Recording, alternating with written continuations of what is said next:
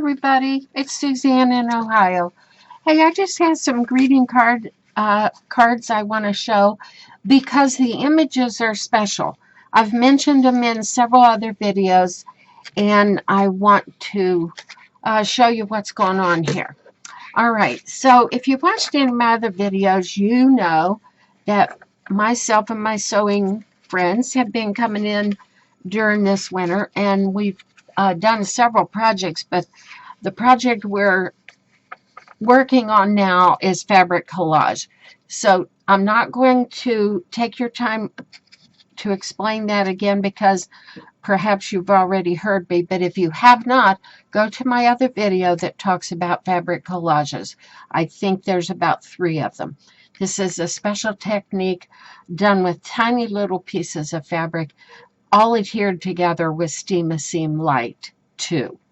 Okay, so I always encourage everybody, no matter what you've made, put it on a scanner and scan the image because you can use it for several other things.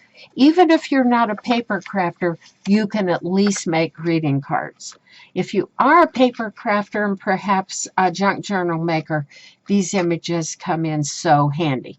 So all the images on these cards started out as a very large image of most of these are birds, one flower, most of them birds. All right, so I just want to show you these real quick. And if you are a paper crafter, I want to point out something here that I came by. I was looking, now I made all these cards here because once the girls make them, they take their cards home with them. But I want to play around with some different ideas and show you how different something can look if you treat the image a little bit differently.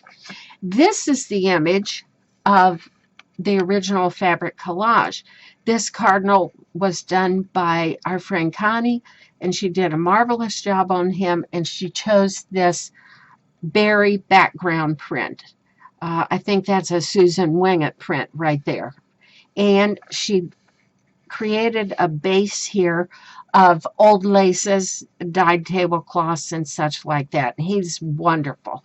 But I had so many of these wonderful Etsy prints that I was using to border off. And some of them had such nice images, I thought, oh, I'm covering all that up. So what I did was played around with this idea of cutting the silhouette out of the bird and then mounting him on some pretty paper. And in this case, I have some real genuine cardinal feathers that my sister gave me. So I mounted them there. And then a scrap of an Etsy print that's plain enough that you can write right on top of it. So that's a comparison to that one. Now let me see if I can find another one to compare the 2 techniques. So this is the goldfinch on his background. That's the background that I mounted him on. All of that green and white lace. And then this is him cut out and then mounted on something.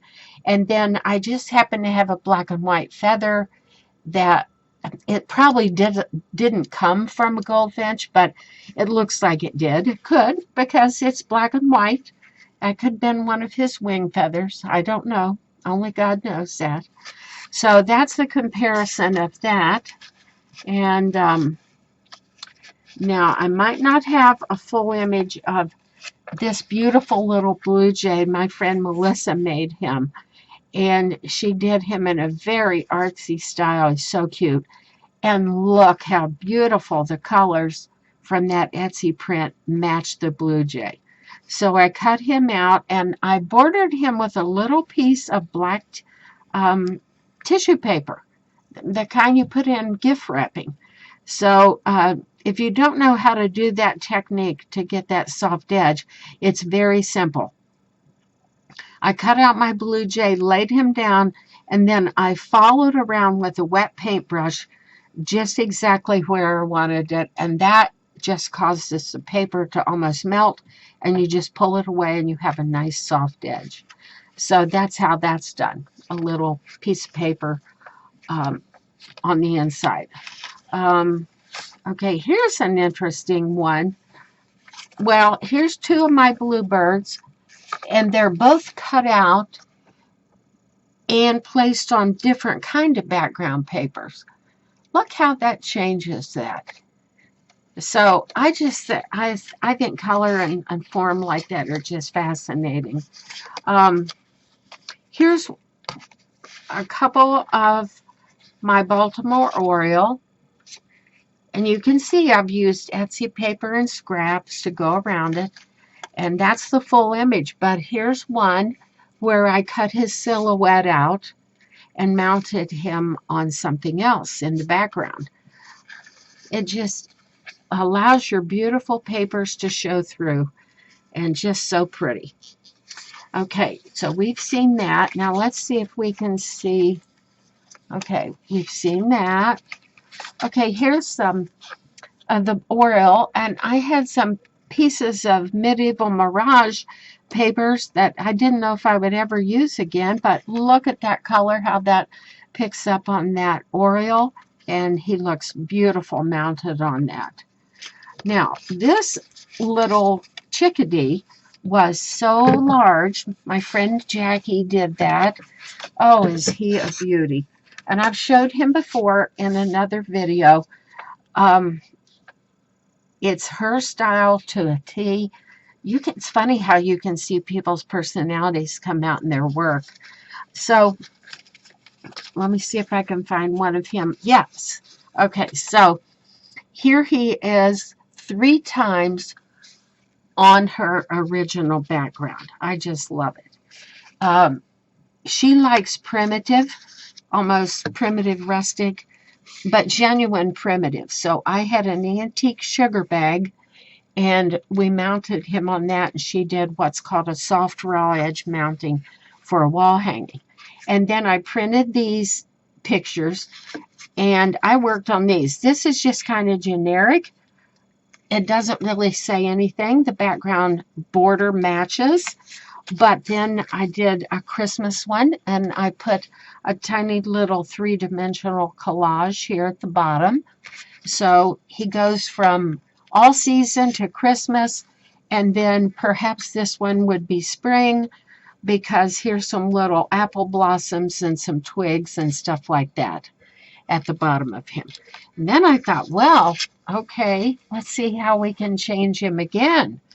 So I cut him away from his background, and I did the tissue paper and put him on a beautiful Etsy print there. And doesn't he look cute? He just pops out. Okay, so this was my fabric collage I just showed in a video today. Look that up if you want to see this. And there's nothing about this image that I can cut out. And I didn't cut this one out either, but I'm just showing you these because they're laying here. Now, here's the one to compare with Melissa's Blue Jay. This is him over here on his full background. She did beautiful branches and then put lace scraps on it as if it's snow. She wanted him to look wintry. But when I cut all that away and put him on a spring or a summer background, didn't he just look so cute that way too? Okay, so don't get rid of any of your images before you scan and copy them, because there's so many things you can use them for. And I'm just going to give you a teaser right now and show these in a separate video. So I had my images, and let me back out here just a tiny bit. I had this image, and I had to be home the other day for 4 hours, nothing to do, so I sat at my art table and I made this journal. Now, I can only make one that fast because all my pieces and parts are ready. So he became the front of this journal, which I'm going to show in my next video. And by the way, this is called a flip-flop journal. It is so interesting how it's put together.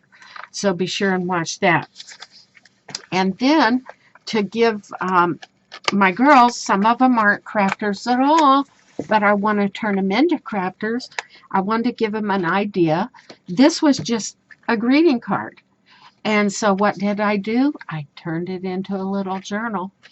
So I'm going to show you that here in a few minutes on my next video. So if you enjoyed this, if you do paper arts, fabric arts, or both, give me a like and a comment, and thank you for watching. I appreciate it.